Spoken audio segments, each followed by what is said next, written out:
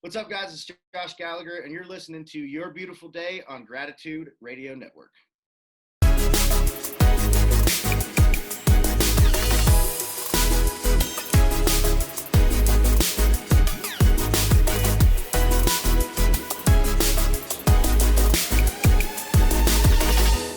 Hi, everyone, and welcome to the special simulcast of the Neil Haley Show on Your Beautiful Day on the Gratitude Radio Network. I'm Neil Haley, and I'm excited to welcome the program. First, one of my co-hosts, again, Jen Mogg, Mother of Gratitude. Jen, how are you? Hey, how are you? I'm doing great, thank you. And I hope everybody that's listening has had a week filled with gratitude one way or another.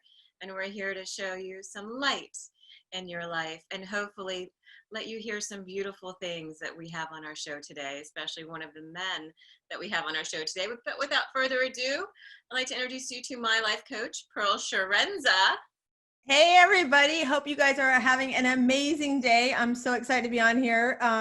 And I cannot wait to hear more about our amazing guests because it's my genre of music. So I'm so jazzed about this. So Neil, I'm going to hand it right off to you. Let's get going. Oh, so am I introducing today, Jen? All right. That's simple. And then that way you won't be outnumbered. Oh, exactly. Whenever I can get a male on the program, I'm excited. I've only had a few when we've done this simulcast, so I'm excited to welcome the program. Musician Josh Gallagher, we know him from The Voice. He was a voice finalist. Josh, thanks for stopping by. And, you know, when I start thinking about things, Josh, how are you surviving the pandemic? Because that's, as a musician, you know, what month sixth month or where, I've lost track. Yeah, I don't know. It's been some months. We'll just put it that way. No, man, it's been a little bit tough, you know, as far as, not being able to play any shows. My, not just me, not just my tour got canceled, but everybody else's tours canceled also. So we're pretty much looking at 2021 right now. So we're just kind of all the shows and all the tour that we had booked for this year. We're concentrating on trying to fill those exact same dates with those same venues for next year. And it hasn't been too bad though. I mean, nothing's been, too crazy, but we're keeping the roof over our heads and still paying the bills, so everything is good there. All right, and that's the part of the process is the shift, and I'm sure you had to definitely have that shift, and we'll talk about that. But go ahead, Jen, for your first question for Josh. Hey, Josh, I'd like for you to share with our listeners where you grew up and how music had inspired you as a child. Yeah, so I grew up in Crescent, Pennsylvania, and which is about 2 hours east of Pittsburgh, and man, I don't know. I how did I get into music? I've always been, interested in music, but I guess it kind of started whenever I picked up my first guitar whenever I was 10. My parents got for me, and I don't know where that came from. I just was interested and wanted to learn how to play the guitar one day. I guess I'm the only one in my family who is musically inclined, I guess you could say. So I don't really know where it came from. You know what I mean? I don't know where the inspiration for me wanting to learn to play music and get into it came from. It just kind of happened one day. But yeah, I'm all self-taught. I started playing whenever I was 10, and I just kind of went from there. Growing up in small town, playing different little garage bands and little punk rock bands. The garage bands that kids do, and played in a couple of those, and we played around the area quite a bit whenever we were younger, in middle school and then into high school a little bit, and then once everybody got into high school, we kind of went our separate ways. Everybody got busy with jobs and sports and girlfriends and all that other stuff. But I still continued to play, even though I was still playing. I was playing baseball and football in high school. So I just always played music. I just never really looked at it as a career choice. What my goal was whenever I was in high school was to I wanted to play pro ball because I was a really good baseball player, and I miss playing ball. Sorry, sidebar. But but no. So I always played music, and I always used to be really shy. My parents would ask me if go grab your guitar and play us a song. I'd be sitting on the porch, and I'd be like, nope, I ain't doing that. I was always really, really shy about it. And then, graduated high school, and then I went to Penn State McKeesport to play baseball. and took my guitar and all my stuff out there and playing in the dorms. The walls are paper thin, they're dorm walls, so I didn't really have a choice but to get over my fear of playing in front of people, because you play in a dorm, it's all echoey whether the doors are shut or not, so everyone's going to hear you. So that kind of got me over my fear of doing that. And then I ended up dropping out of school, moving back in with my parents in 2011 or 12. I think it was 11 or 12. I can't remember. But I didn't know what I was going to do with my life at that point. I was still trying to figure stuff out. So I started playing acoustic shows out around the different bars and clubs around Crescent and Portage and Lilly and Gallitzin. And started playing all those places, and every show that I played, after about a year of doing it, every venue that I played just kept getting bigger and bigger and bigger. So I did that for about 2 years. And then in that time, I met my now wife, Lindsay. We were obviously dating back then. And she was going to Penn State, and she said after she graduated from college, she wanted to move out of state to find work anyway. So after about 2 years of me playing around town and around the area, a bunch of my buddies and a bunch of people and fans that I've gained at that point were like, man, you need to go to Nashville. You're too good to stay around here and you need to try to do this professionally and at least give it a shot. And for a while I was like, I don't know. I was whatever.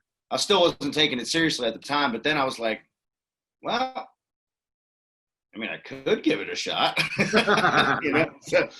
So I talked to Lindsay, and she loved the idea. Like I said, she wanted to move out of state to work anyway, so it just kind of worked out there.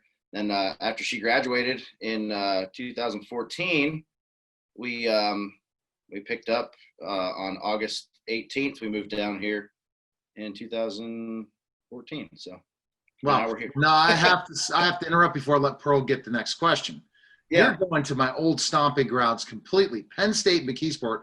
I graduated from Sarah Catholic in McKeesport. Oh, did you? Up the hill. Yeah. That's where I got my undergrad, and then basically also as a former professional wrestler. So I would wrestle around the McKeesport area, especially East in the mall and stuff for PWX and NWA East. I don't know. That's back time period. I don't know when you graduated from went to Penn State McKeesport, but it's a safer part of McKeesport. That's what you have to let people know. Yeah, There's two different parts of McKeesport.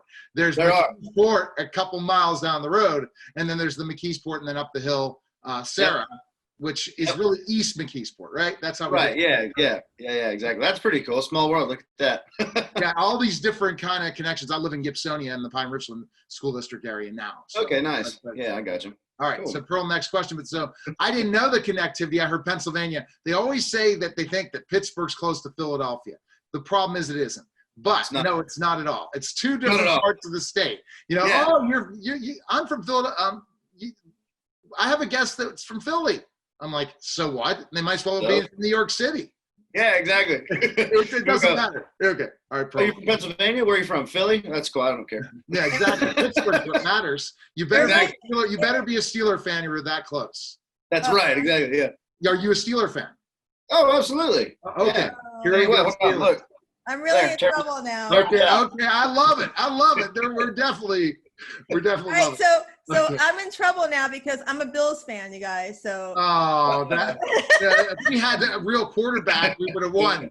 If Doug Hodges would decide just to hand off the ball, we would have beat you, and then we might have been. If Norway just got it straight, we would have won, right? But we're not going to talk about the Bills. Come on, now. I feel bad for you there. I'm really aging myself here, Josh. I was sitting here thinking about your mom because as you were telling your story, it reminded me of my oldest. So my oldest played football, not baseball.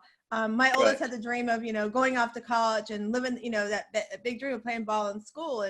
And as you were telling your story, I remember, I could just imagine your mom sitting there and in that same spot going, oh, now he's coming home and he's going to go play music. Right. I've always told my son, whatever you want to do, just go after your dream as long as it's something you enjoy and you love to do. Right. And it was funny. You said, I miss playing ball, and he'll say to this day, I miss playing ball. Or, so I just felt like I was like in your mom's shoes as you were saying. Yeah. So that leads me to my question is, so how did your folks take it when you said, you know what, I'm dropping out, I'm not going to do school anymore, and I'm hopping after my dream? Well, the dropping out part wasn't all that great, but but yeah, they weren't exact. I wouldn't say they were exactly happy with me dropping out of school, but no, I mean, see, here's the thing about me, man. It's like my parents they've always been super supportive in everything and anything that I've wanted to do, that I've had an interest in. But going to school for me, the real reason I went to school, to be honest with you, was to play ball. I just wanted to play baseball. But I was never a great student, in school. So it just kind of, I think they realized along the same time that I realized that I didn't want to go to school. Right. I think they realized that, like, they followed me on that. Like, they were like, well, he's not really interested in doing this school thing. So like they were upset when I dropped out of school, obviously. But what my parents are really, really good at is letting me find my own way, because once you turn 18 and you go off and you move to college, you're still a kid. I personally still think 18 is too young to go to college, because you're a kid. You don't know what you want to do yet, my opinion, but whatever.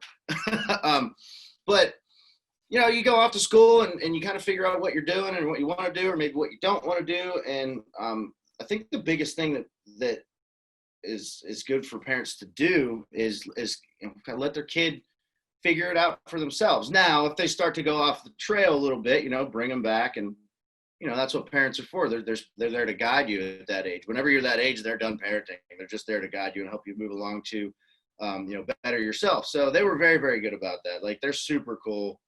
Actually, my parents are the best people in the world. I don't care. Like, my parents are awesome. But so they were a little bit disappointed at first. But I think what happened, to be honest with you, is whenever I moved back home, I was working at a company called J Lock in Crescent, right up the hill from my house and my parents' house, and I was playing music on the weekends, and so I had a full-time job, and I was making money, and I was making a couple extra bucks on the weekend. And I think what happened is whenever I started playing out,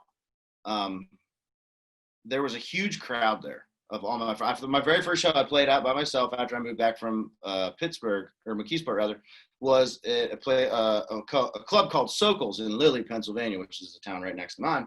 And it was the first show I played there, and I haven't played out at that point since I was 13 or 14 maybe. So it's been a long time. And it was packed. The whole place was freaking packed. So like, I think it was kind of like, I think they might have kind of looked at each other and been like, you might be able to do something with this, before I even realized that I wanted to do something with it. You know what I mean?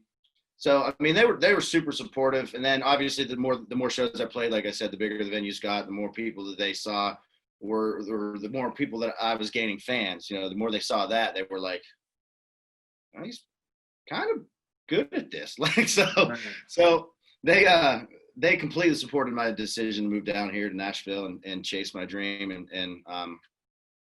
I mean, Mom and Dad, if you're listening, even if you wouldn't have approved, I probably would have still moved down here anyway. but no, man, they were great about it. They really were. They were awesome. They still support me to this day. And it kind of makes me, it kind of makes me proud to, have a little bit of success so far in my career and be able to hold my own as a musician. Cause this is the only thing I do. This is my job. I don't work another, so being able to do that, one, is a proud thing for me, but it also makes me proud because I feel like I didn't let my parents down. After I dropped out of college, I was like, man, because like that's the worst thing I think whenever you're a kid at any age, is like disappointing your parents. You know what I mean? Right. So when I dropped out of school, I was like, they're gonna hate me for forever. And they didn't.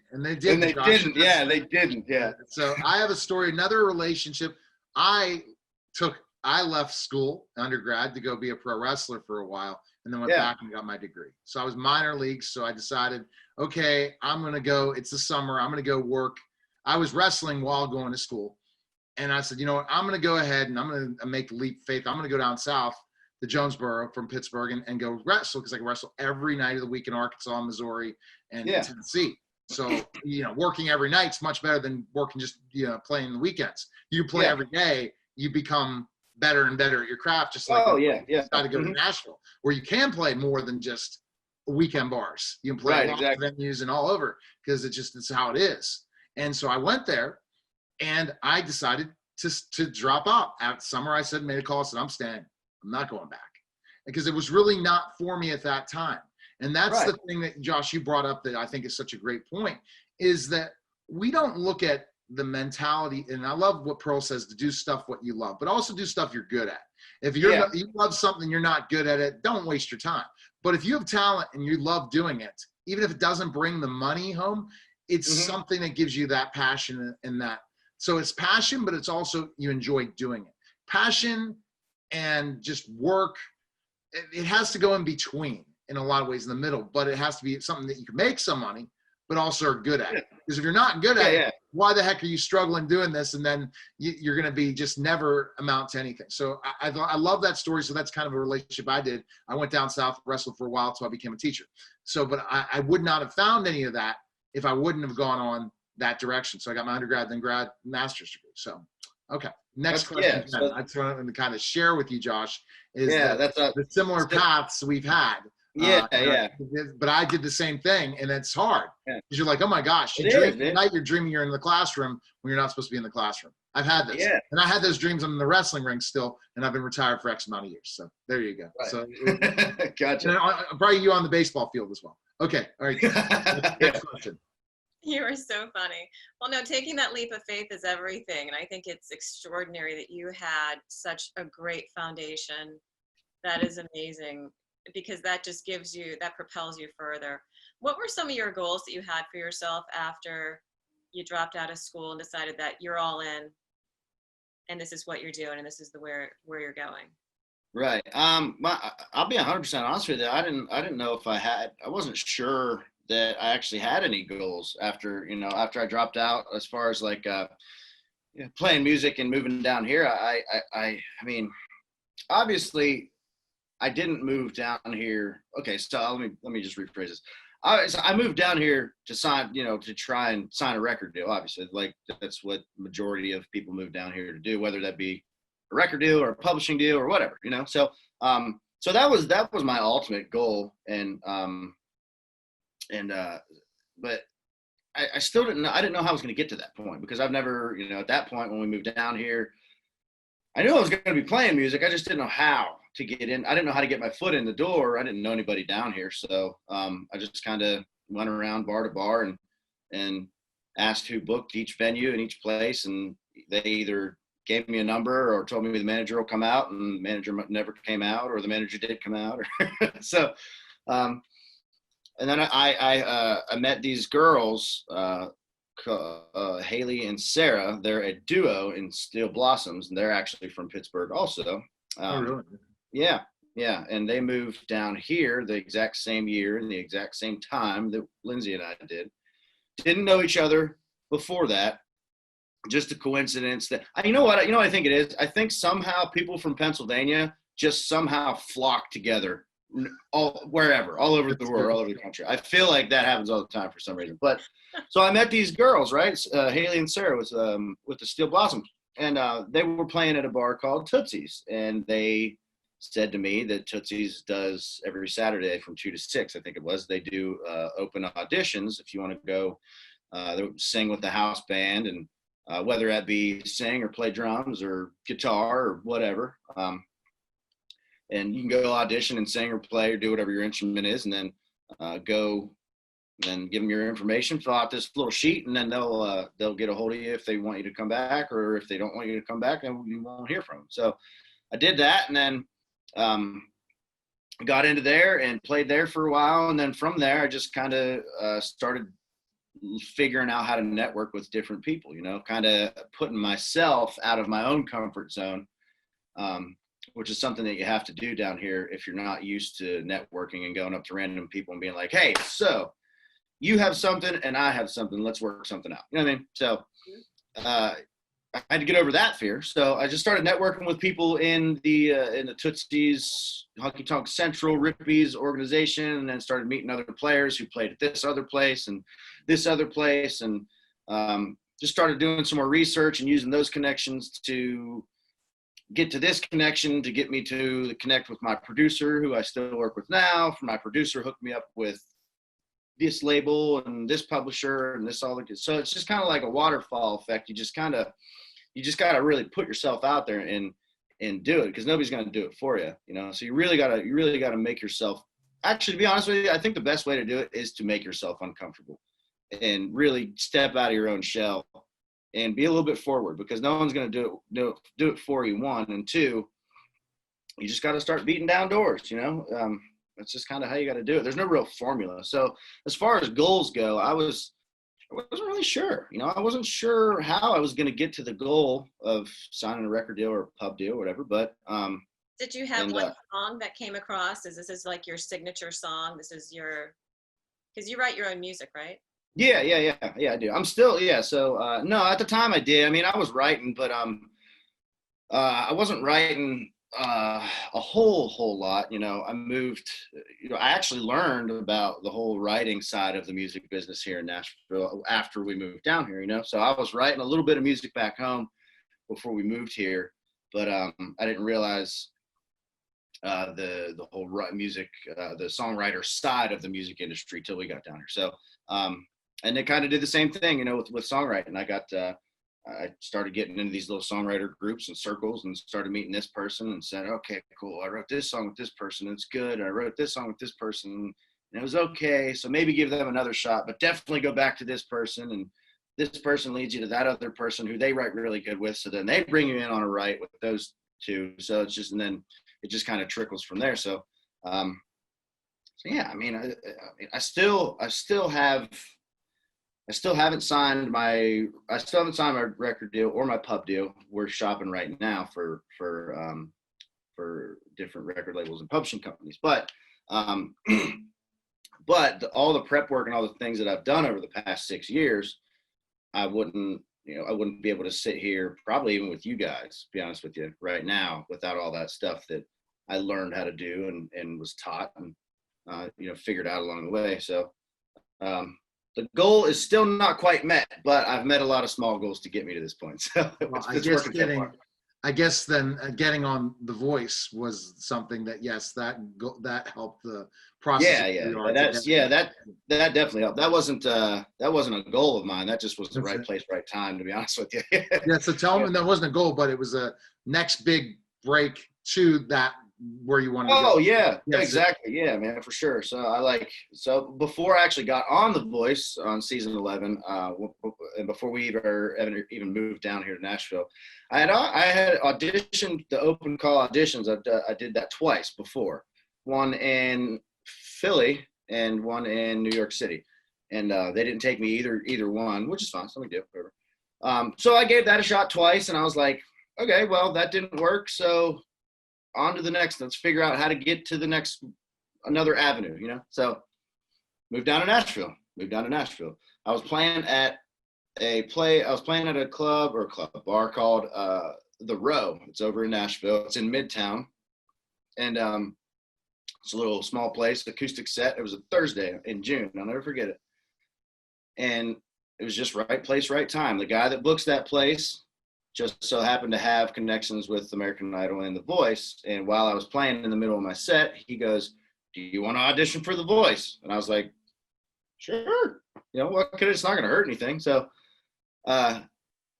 he took a couple videos and sent them to his contact. And about 20 minutes later, while I was still playing, he goes, "All right, they want you for a private audition in Atlanta next week." So that's how that happened. So there wasn't a goal for me to move down to Nashville and try to get on The Voice, but it was right place, right time to help me move forward to achieve the goal that I'm trying to, so it's still, the goal still has yet to be reached, but The Voice was a blessing. That has helped so much.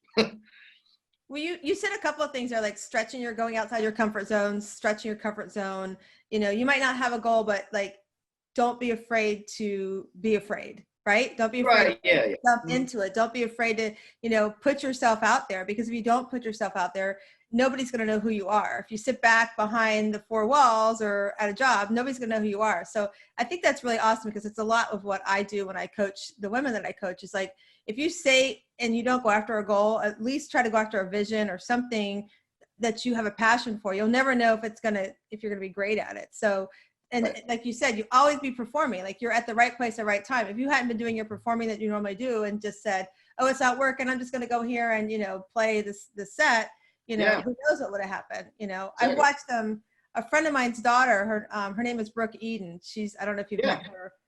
Yeah. I've watched her grow up. I watched her, over in West Palm Beach where I grew up. I've watched her go through the whole process, like what you're doing. And like, she never gives up, so to never give up on that goal, even though you don't have that, you have a goal, you just, you said it twice, get signed or get a pub sign. So you've got that goal, but you're still chasing it. So yeah, Exactly. yeah.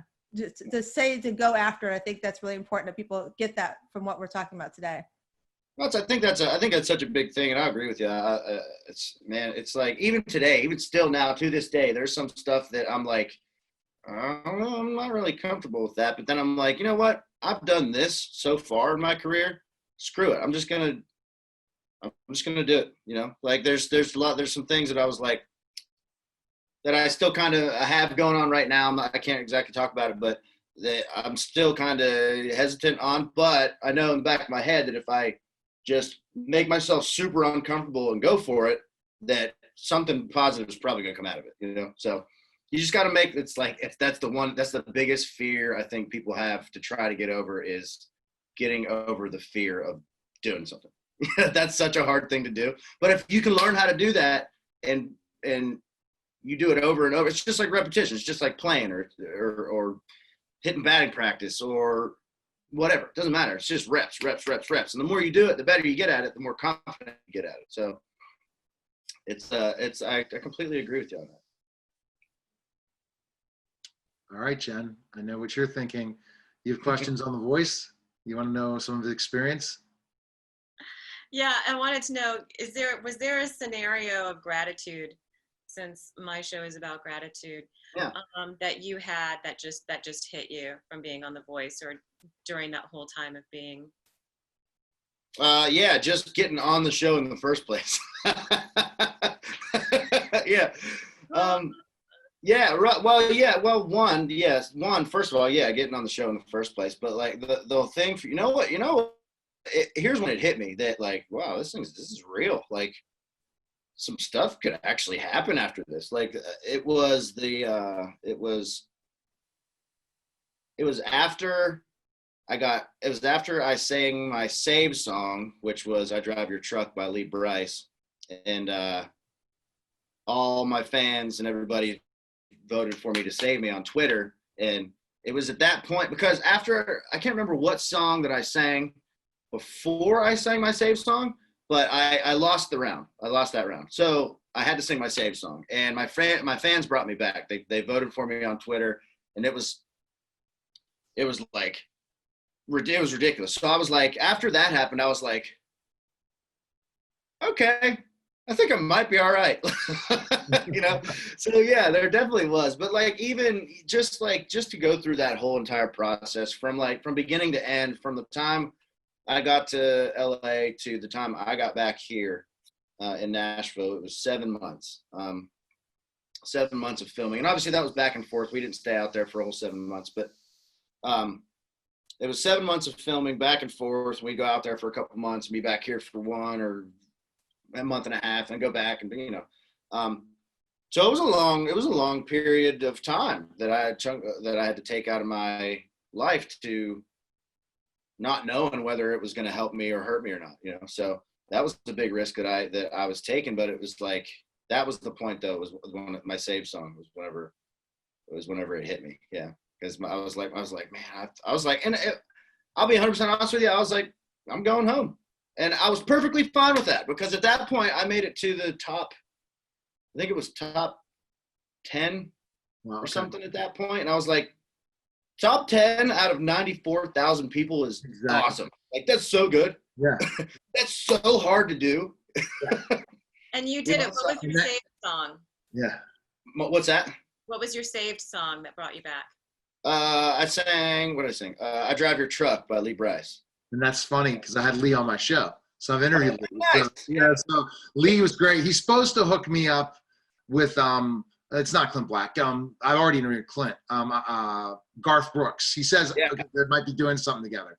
And he brought up, "Oh, I'll get you Garth." I said, "Okay, we'll see, Lee." But no, but that's funny. That's another coincidence. How many more coincidences are we going to have on the show today? I know. Well, hey, man.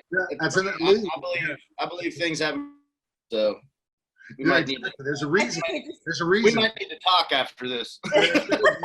Exactly. Hey Neil, I think we just need to, you keep bringing these men on lately, so I think you're getting that view, that little top table view thing happening more often here. Yeah. I don't know how many men we have to count. I've lost track, but not that many. It's mostly women. But no, So I have a question, Josh. So your upcoming song, tell us about that and what's the reason. I love the title. I want you to tell everybody the title about it, but tell us why the title and a little bit about the song. So the song's called "Get Lost," and I just thought, wow. First of all, I love that title because, I'm such a jokester. I don't like. I mean, I don't know if you guys can tell by now, but like I don't take a whole lot of things too seriously. I'm pretty easygoing still. I like stupid little phrases like "get lost" because in my head I'm like, hey, you get lost, get out of here, like that. But get lost, get lost in the song in this sense for my single means at the most simple form, what it means is you grab your other half, you tell the rest of the world to beat it for however long you guys want to go get lost and get out of the way of everything together. Just tell everybody, get rid of the phones, get rid of everything, whatever it is. You go on vacation, go to the beach, go camping, go to Paris, go walk Sunset Strip, whatever. Just get away from everybody and grab your other half by the hand and say, let's go. I need to get because I know here's the thing, especially nowadays, it's like with all this craziness going on, I feel like people could use a slowdown a little bit, and that's kind of really what this song talks about, and obviously there's very country lyrics in it. It talks about, going out into the boondocks and all that kind of, country lyric stuff and packing a cooler full of beer and pitching a tent and all that stuff, but it doesn't actually mean that, get lost to me means let's pick up and go. Let's go somewhere. Let's just get out of here, And I think I think people could use a lot of that, especially now, But I mean, especially right now with all this craziness. But I think in general, I think people have lost focus on doing that and going out and doing different activities and stuff like that with their other half or with their family or kids or whatever, because nowadays this world's so fast, man. It's like, oh my God, it's just like everybody needs to just go, just breathe, just chill, So that's kind of really that's the bigger picture of the song.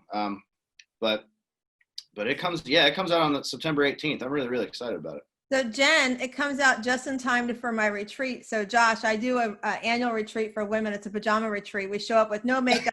We're in our PJs all weekend. So we go and we get lost somewhere for the weekend. So I think the new song we're going to be adding to our song list. And it's perfect because our retreat is September 23rd. So you're coming at the right time. So we'll make sure we'll do some selfie for you and get some playtime with it for you. Tag me in it. I'll repost it. And you know why? I released it on September 18th because I knew you were doing a retreat. Added to the theme. Yep. I love that. That's awesome. Absolutely. So you're gonna wear PJs too, right? Yeah. What was that? He's wearing PJs right now. You just didn't know it. Oh yeah. Well, I just got out of the woods. I was hunting this morning, but yeah, technically I'm wearing PJs. Okay. Is that what you caught behind you? No, that was last year's kill. I didn't see anything this morning, but there's always tomorrow. So. Is that your bow and arrow? What was that, Jen? The bow and arrow and the buck? Yeah. So I killed that buck last year during archery season, and whatever. I have a bobcat right in front of me. You guys can't see. I grew up with bobcats. Yeah. Being on, yeah, they Yeah. they killed it, and it was in my brother's room. I always grew up with all that hunting stuff, Yeah. and I love it. I love So it. you get it. Yeah, you get it then. You get it. So I had a bobcat They growing get it. up. My grandfather gave me, and I always had it in my room when I was a kid growing up. This is just so strange, but they're This is a weird. This is like, what is this, like 3 or 4, 5? We're gonna Wait, go- but Josh, what I love what you just said, Josh. So I would go visit my uncle in upstate New York and outside of Albany. And we went one time, it was hunting season, and I didn't know it. We're sitting in the kitchen. He's like, hold on a second. I'm like, what? Because he had all this land he owned. He's like, I'll be right back. And he goes out and he like gets a deer. And I'm like going, what? Like I'll be right back. Yeah. He's in his patio and, grabs the deer. I'm like, he goes, I'll go get it later. I'm like, oh my gosh. It's our first time ever around hunting. So That's awesome. That's Yeah, awesome. you're I gonna want, know you gotta I gut want it, enough clean land it. where I can be able to do that someday. Just be like, hey, hold on 1 second. Bow. Okay, I'll get it later. Now, Josh, I want to take back. You said you went to the final. So the 10. Who was the best mentor on The Voice for you that really helped you Ooh. the most? Well, that's tough, man. I was on Team Blake first, and he's awesome. That dude's so cool. I lost my knockout round, and then I got stolen by Adam, and Adam's great too, man. Like I honestly don't have one bad thing to say about any of the coaches that were on there, or any of the staff, whether that be guitar tech or producers or catering or whatever. Like there's everybody on there. The whole entire crew was just awesome. But I got to meet Garth Brooks while I was on there. Another coincidence. Yes. Weird. So you're getting me Garth, right? You're gonna. Yeah, I'll get you. Yeah, I'll get you Garth. Yeah, me and Leo work on getting you Garth. I'm on that show when we do Garth, okay? Yeah, yeah. But no, Garth was super, super cool though. So I got to meet him. Bette Midler, I got to meet her also. She was really, really cool. But I mean, I don't know, man. It's just like I grew up listening to country music, and like I said earlier, I had my phases growing up. I was like in little punk rock bands and garage bands and stuff, and that music still holds a place in my heart, which comes through in my music with all the heavier, distorted, overdriven guitars and stuff. But I've always been a country music fan, and so meeting Garth and Blake was just like, Wow. I was like, this is pretty cool. What year was that season of The Voice? What year? 2016 in the fall. Okay, so I have to remember I've done tours with them for the last, working with NBC, radio/TV tours with the finalists for probably the last 3 years. Some of the different. Okay. Yeah, it's pretty interesting. You get an interview 10 of them, and you get them in they give you 4 an hour, and you're like, you did the tour, exactly that tour. Or you're on with this station, okay, you 4 are on for 8 minutes. It's like, Exactly. 8 minutes? Are you kidding me? And then you're just like, round robin, but they all say that. But it's something about people who get on The Voice are so humble. I ask the same questions, and they talk about it, but they never talk about themselves, Jen. This is really true. Every Voice finalist I've interviewed, top 10, or even winner, because I had the honor to interview a winner, they are so humble. I don't know what it is. It must be how they choose them and look at their specific stories and see their backgrounds, because it's important when you're being coached to be coachable, right? And then I'll throw it to question Jen. Well, when you're humble, you're grounded. I think that's one thing that's really needed in the country. If you're going into country western or country, I grew up with country western. It's you have to have that grounding, because your music's got to be authentic.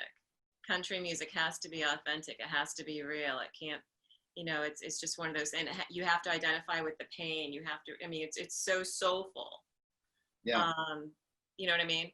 So, and I write a little bit, but I love songwriting. It's just getting it, getting stuff and getting it in there. Who are some of your heroes growing up in the country music world? Oh man, it's tough to pinpoint just one, or even a couple for that matter, to be honest with you. But one of my fondest memories, or some of my fondest memories, that growing up, I always remember going out to camp. We had a camp out at Glendale year round, which was about 30, 40 minutes away from our house.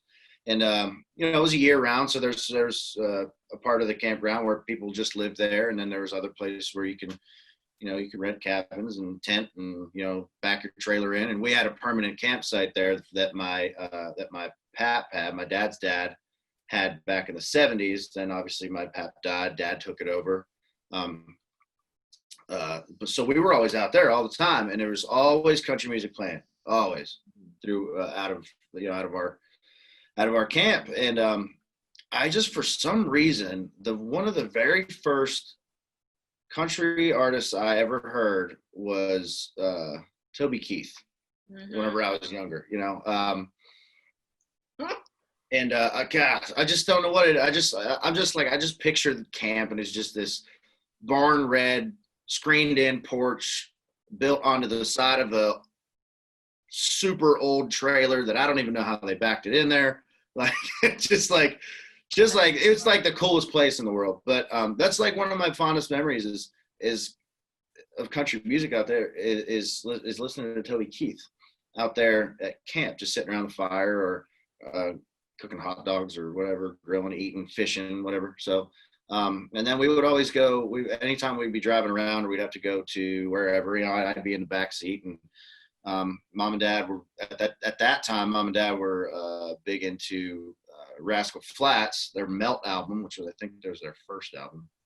Oh no, it might have been their second. I think their first record was self-titled. Doesn't matter. But so I remember listening to a lot of Rascal Flatts growing up too. Dwight Yoakam. My dad loves Dwight Yoakam. I used to listen to him a lot too. Still do.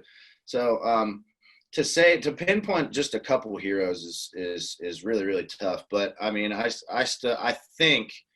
firmly believe that my country influence strongly came from the music that my parents listened to. Because when you're a kid, you don't get a choice. You just listen to what your parents listen to.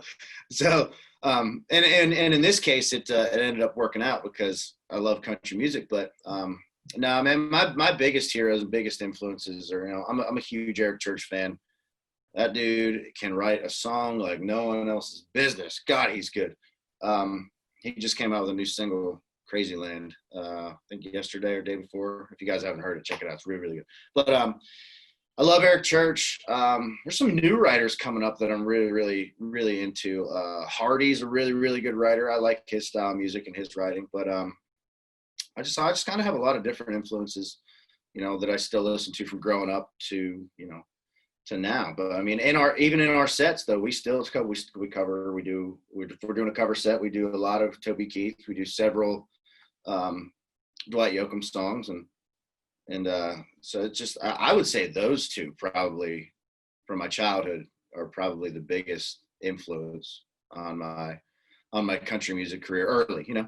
Right. Have you thought? Has anybody done an album solely on hunting? Like, here's all your hunting music. I don't think so. I don't know. That's a good question. I wrote a song with Hillbilly Hammer, and it was about him hiding from his ex-wife, and hiding from a deer in a deer stand. And I'm talking to him, and I'm like, "Back it up! We're writing right now." And That's so, awesome. And I'm like, "Why hasn't anybody done an entire album on just hunting?" Yeah. Maybe I'll be the first one. You already have an idea, Josh. You got to write it down. Hey, there you go. I got some stuff for you. I love Perfect. it. So Josh, to build off of The Outdoors Network. There you go. There you go. Perfect. Yeah. There you go. So kind of follow up on what you were saying. So we were talking about COVID and how it's changing everything in the concerts and stuff. So I'm going to really age myself here when I tell you what my story is, that I grew up going to concerts with Ronnie Millsap and Conway Twitty and Kenny Rogers. And that was back in the day that I was the shortest one in all my friends. You could get up to the stage with no problem. So that was back in the day that everybody throw their cameras on my neck and they'd push me up to the front of the stage. Yeah. Right? So, but now, you have such a distance. I usually typically have always gone to CMA Music Festival. I've been, done all that because I just love that and that support and that connection.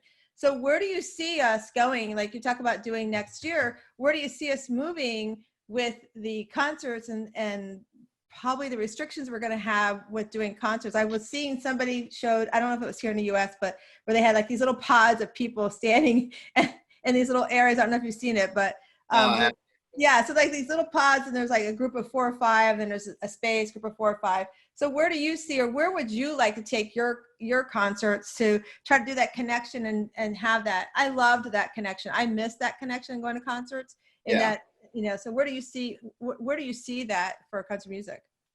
I don't know. You know, it's a good question. I mean, I'm a positive person. I tend to look at the glass half full. That's just me naturally. So in my head, I'm hoping that I would love to get back to playing full packed arenas and all that. You know what I mean? But I don't really know if that's going to happen. I don't really know. That's a good question. You know, I don't know how they're going to be able to do tours and concerts next year. I know that right now, what are they? Drive-in concerts are really, really big. And they're going over really well, which I think is a good idea, you know, as far as right now with all the social distancing and stuff, because you go to a drive-in anyway, you're in your vehicle or close to it, and you're, you know, 6 feet, whatever, apart from people. So I just don't know how they're going to I don't know how they're going to regulate people in an arena or in a stadium or even a theater or fair or festival without having people eventually just go, you know what, screw you, we're gonna do what you want, we're gonna do what we want. You know what I mean? Because I mean, I don't know, you guys have all been to concerts before, whether they're country concerts or not, but especially country concerts, people like to party a lot.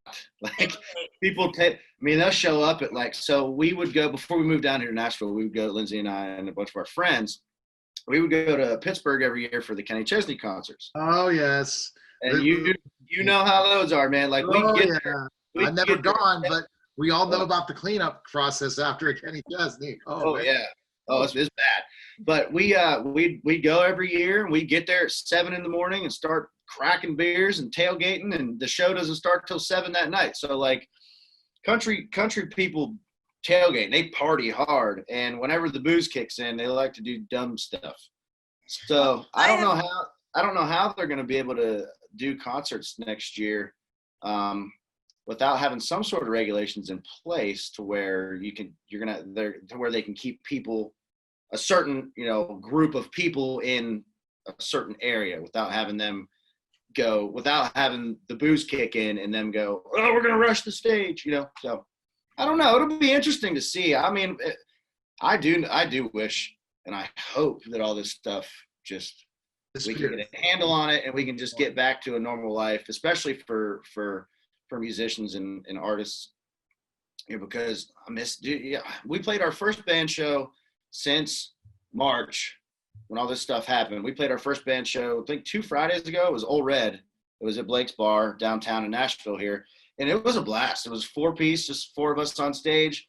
Obviously, nobody could stand up. Tables were 6 feet apart. Nobody on the dance floor. You only had 90 minutes at a table.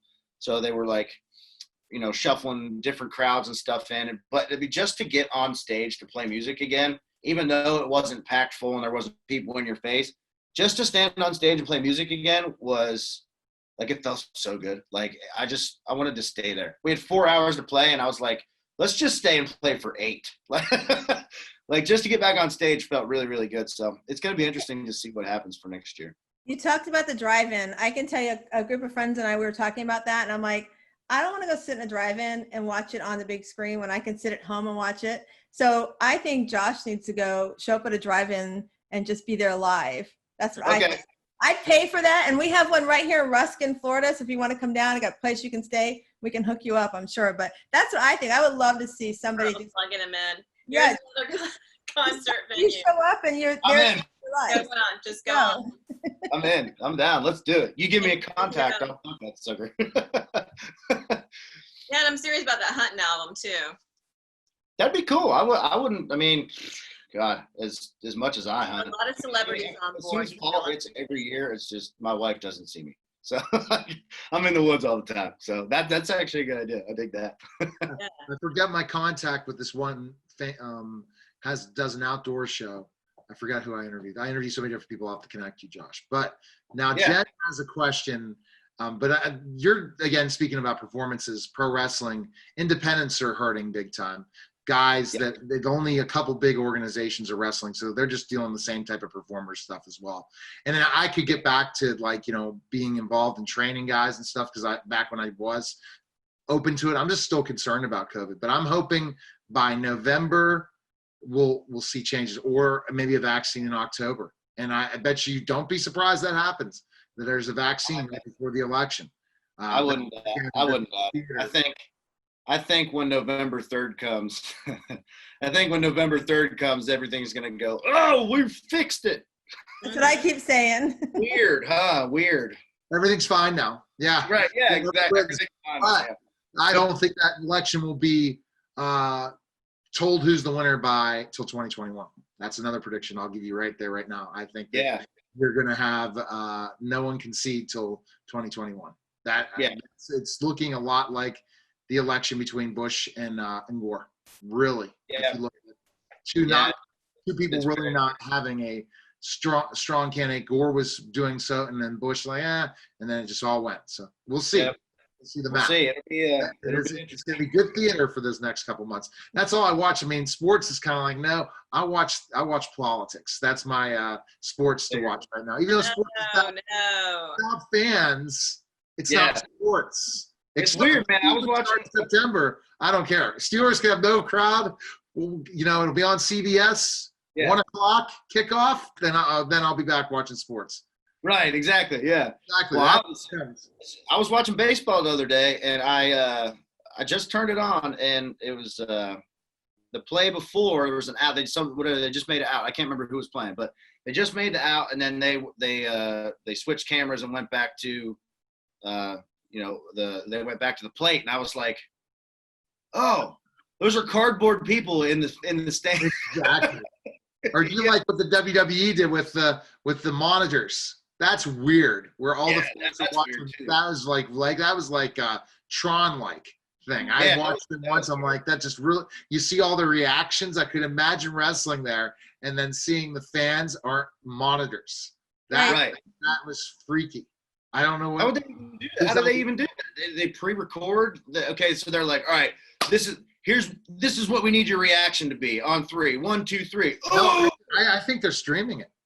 It's all live? Streaming it. Yeah, live. I'm not check that. I just saw it sometimes, but I'm not really into it to that point unless I get back in the ring again. But all right. Jen's going to ask that final question of gratitude. Well, you're not wrong. You're not wrong on that. How's everybody supposed to have their reactions? Like somebody in the point, 1, 2, 3, everybody raise their hands. Oh my God. Where's your producers? It's so weird watching crowds and everything, but we'll get there. Call it wrestling in the South. You're going to have to get up with the times, man. Wrestling. Yeah, but yes, we understand that. I know wrestling. I have good friends. Dusty Rhodes, man. That's where I grew up. Dangerous Freedoms, their show. Shout out to them that they one is a pro wrestler, and he's trying to get me to manage other pro wrestlers, management to get them other bookings. So we'll see. I wear multiple hats. Jen, go ahead with your final question for Josh before we promote the album. I mean, the song released on. Oh my gosh, Josh, what's one of your favorite songs that you've written besides the one that's coming out? That's a tough one. I get that question a lot, and it's all your babies. That's why. Ah, man, yeah, right, exactly. I just like there's something about like so you mentioned earlier that you do a little bit of writing, and you said that's like one of your favorite things to do, and for me that's my favorite. Like, don't get me wrong, I love standing on stage and chugging beers and playing music and partying with the crowd, and like I love that so much. But like I love songwriting, like I love it so much. I love taking an idea from here and figuring out how to make it good, and this is what the hook should be, and then okay, well let's put a flip on that hook to make that hook really land and nail and hit you right in the chest, and taking that, putting it on paper, and then writing words and putting those words in a line, in a phrase, in a verse and chorus, and then at the end of a few hours you're like, well, here's what I have. Like there's something so cool about that for me. It is, and you're inspiring me on one of the songs that I'm writing, so that's kind of cool. Yeah, well, cool. That's awesome. In the moment, But, it was very much in the moment. One of my friends and I begged him, please never sell this property because it's the last orange grove on a lake in Orlando. yeah. And it was just beautiful. And I'm like, please never sell this property. And that, anyway, you just inspired me on the rest of my song I was doing about orange groves and pontoon Cool. boats. Good. Go write it. Go write it. Finish it. Make it a smash. Make it a I know, and hit. it's funny because people that aren't in songwriting, they look at you like when you're like, hang on, I got to write this down. 'Cause I if do you it don't, all the time. All the time. like I'm not ADD in this conversation. Yeah. But I got to write this down. Yeah, I do that. Oh my God, I do it all the time. And Lindsay will catch me too. Like we'll be out hanging out with friends or whatever at a party or whenever we could go to the bars and we'd be hanging out, BSing, and whether we'd be around songwriters or not, we'd just be, and I would do that, and she would catch. She's good at catching me doing it because I'll just start going like this, like we're having a conversation right now, and I'll just go like this. I'll go. Lindsay, That's the and look. Lindsay's like, You're like, and where's Lindsay's the like, cocktail napkin? yeah, exactly. Lindsay goes, "Oh, you're thinking about something." I said, "Yeah, give me a second." Then I was like, or I'll do that, or I'll go, "Whoa, wait, what did you just say?" And then they'll repeat it, and I'll be like, "Okay, I'm writing that down." Like, Perfect. it's weird. So yeah, I'm not looking at you like you're crazy at all, for sure. I completely get No, it. But, you understand. yeah, I do. But I don't know, man. So I've been doing a lot of writing lately. There for a while, whenever we were doing the whole shutdown thing, obviously, nobody could go out of their houses, and the whole country was just quiet. And so after a while, everybody started getting stir crazy, and then they lifted that, and everyone just kind of surged out and started going out and doing stuff again. And after that happened, that's when I got back into the writing room with my buddies and my co-writers, and we just, like, that whole month off of not writing, we just compiled so many hooks and ideas that we were just just knocking them out. And we're still doing that. We still have a lot of really, really good stuff that we've been writing. But my favorite song, oh man, that's a tough one. I would probably have to say that. So I just wrote about a month ago, maybe now, but I wrote a song called "Bright Side," and it's a little bit. It's not. It's definitely not modern, like modern country country radio, modern stuff like that, but it definitely could be. It's written a little bit more, so the instrumental melody on it is a little bit ominous and dark, but there's a beautiful the vocal melody over top of it's real pretty. That's one of my favorite things to do. It's like when we're writing a slow song or a ballad or something, I love putting really dark chords or really pretty melodies over top of really dark chords. That's one of I love it. So that's what this song is. It's called Bright Side. And the way that we wrote it was, we were talking about a few different things, a few different ideas before, and how Bright Side could be written in a really, really cool way. And I was like, well, what if, and it just happened like you just said, like we were all BSing and talking, and somebody said something, and I was like, wait, stop. Here's how we're gonna write it. So I threw the idea out about, like, I was like, what is Bright Side? Okay, I was like, well, what if Bright Side is your other half? Like, what if, not necessarily saying that like you would be like you're the negative person in the relationship, but what if she or he is your bright side? What if he or she is your shining light that makes you tick and operate every single day? You know what I mean? So that's how we wrote that song. And it's like, it's a four line verse, 4-line chorus, 4-line second verse, solo, chorus, out. Like it's so simple. And it's one of my absolute favorite songs to recently that I've written. And it helps a lot that Lindsay loves it too. That's her new favorite song also. So. Awesome. Great. So as we're getting near the end here of this amazing time, I think we could just talk for hours with you. You're just so, Oh, I could sit here for days. That's the Pittsburgher in you. Even though you're from Crescent, you have the Pittsburgher in you, right? Would you agree? Yeah. We're the kind of people we could just talk for hours. You can just sit here and BS for hours. But I also get it from my mom though. I do. mom's, oof, that woman can talk. And I get it from her. Her name's Kathy, so obviously we call her Chatty Kathy, but. Oh my gosh. My mom's name is Kathy too. Oh my gosh. Yeah. So Josh, we always like to try to end our show with something. I know we've talked a lot about different things that you have gratitude for. So if thinking about what's upcoming for you, if you could put it in like one quick sentence for us, like what is something that's coming up that you're grateful for, or that's just recently going on, to share with us, something that you could put out to the world for us. Well, I mean, first thing that comes to mind is this new single that we're promoting right now. I'm really, really excited about that, but I don't know. I don't know what it is, and I don't have anything to go off of, and there's no like guaranteed, set in stone anything, but I really still have a good feeling about the rest of this year. As far as specifically talking about like, my career and things like that, because everybody is taking such a hit with all this stuff going on right now. And 2020 was at the beginning of the year was looking to be really, really good. And then all this stuff happened and everybody, kind of started getting down a little bit, but it's starting to pick back up. So I think for me, it's just that positive outlook is just the biggest thing for me to just make sure, and not just me, but I think everybody should try to focus on the positive, and because there is a light at the end of the tunnel. We may not be able to see it right now, but there's still good things that can come out of the rest of this year. So that's the big thing for me. Is I just have a feeling there's something's gonna happen. I don't know what it is yet, but I just have a feeling that something really good's gonna happen by the end of this year. So. And I hope everybody gets lost doing it. Yes. Hey, I like that.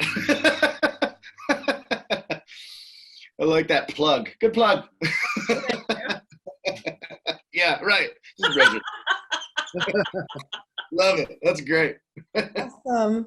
All right, so Jen's ready to close us out. So go ahead, Jen. Oh, Josh, how do our listeners get in touch with you? Well, so you can follow me on Instagram and Facebook, Twitter. I'm now on TikTok apparently, because I have to be. But no, so yeah, it's all Josh. So all my social medias are Josh Gallagher, Josh Gallagher Music. And then jgmusic.net is my website. If you guys want to go check out, we just got a whole new line of merch, and we're getting ready to work on some new merch for this new single and for our for Camo Crew, which is our which is our fan club. Sorry. So go check out jgmusic.net and see. I would normally say see when we're playing in a town near you, but I don't know when that's going to be. So go check out some merch on there. But if you guys don't follow us on social media, please feel free to do so. I'll love you forever. It's not mandatory, but we can still be friends if you do, or not. I love that. I absolutely love that. And I want to thank you for being on Your Beautiful Day at the Gratitude Radio Network. We've been listening to Josh Gallagher, and his single is going to be released September 18th called Get Lost, which we hope all of you will, whether you have a significant other or not. Right, Josh? That's right. Yep, that's right. Get out and just get away. Just go get.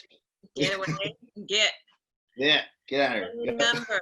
And I'd like to thank Pearl Sharenza, our life coach, Neil Haley, my PR guy, Josh Gallagher for being on the show. And remember, you are blessed, you are loved, and you are sacred. Mwah. I love you. Have a beautiful day.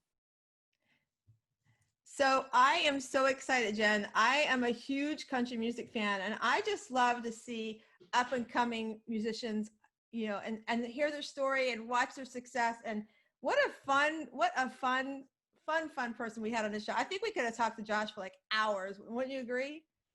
Yeah, I could definitely spend the afternoon with him, and he speaks my language with hunting and having that southern part of my family. I think it's just really, really super cool. And I love the way that country music is pretty true to its roots. It's authentic. And when they have the people on The Voice, they are humbled. It's like they're looking for a certain set of people. And one of the biggest things that they're looking for is somebody that's humble. And that's exactly who Josh is. He's an amazing person. He really is. And he was so much fun. I mean, he reminds me of like back in the day, as I was sharing in the podcast, going to the different country concerts that I went to, you know, that I mentioned, Ronnie Millsap and all them, just such a down to earth person. And I can't wait to hear his song that gets released, you know, Get Lost. I mean, I think it's so cool. I'm looking forward to it. You guys watch, because he's been messaging me since we finished up the interview, and he's got some goodies he's sending out to us. So anybody who's coming to the retreat, you're going to be in for a surprise. But I love watching the new artists come out and what's happening, and him being so genuine. So I'm excited to support him. I hope everybody's listening to us on September 18th. You drop the music and grab his single, because he's worth a listen to. We're definitely going to be promoting him. I'm excited that we had him on the show, and I hope that you all enjoy the show and listening to him and following up with his music. He is the voice, right? He got on the voice, and he's making it happen, and he's just somebody that you can connect with. Absolutely. So I'm gonna give us our pearls of wisdom today, and then I'm gonna let you close us out. But you know, there's so much going on. Anybody that's listening to us, there's a lot of anxiety and stress, and you know, politics, all this stuff happening in the world. And I want you to just take a step back. And since we talked about music today, I want to leave you with finding that music that grounds you, that gives you some peace, so that when you are anxious or you're stressed, you're having anxiety, I really want to encourage you to find that one song that gives you that calm and that peace. And take some time, 10 minutes out of your day, sit down and journal and really listen to the words of why you picked that song. And share it with us. You know, you can come to Mother Gratitude Radio Network and you can make comments in there, but share with us, what's that one song that you listen to that gives you that peace when you're really stressed and full of anxiety. So as I always say, while you're listening to us today, as I hand this off to Jen, please go find your inner pearl of greatness. Jen? I love you, Pearl, so much, and thank you for all of those pearls of wisdom that you bring to us and in helping to have more gratitude for our life and make it a little bit brighter. We thank you all for listening to us and being with us today. We hope that the rest of your day is filled with gratitude. As one of my goals is, you would go to sleep thinking about gratitude in your own life. Wake up, look in the mirror, and say thank you. And remember, you are blessed, you are loved, and you are sacred. Mwah. I love you. Have a beautiful day. Have a great day. Bye.